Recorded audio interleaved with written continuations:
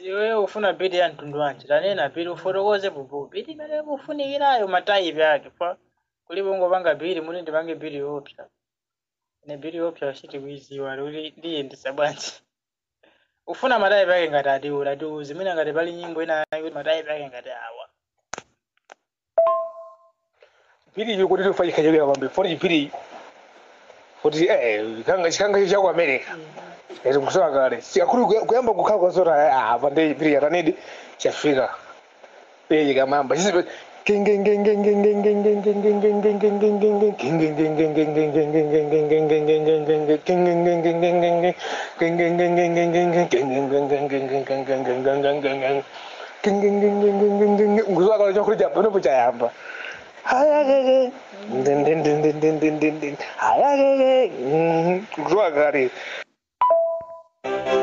S1 Beats.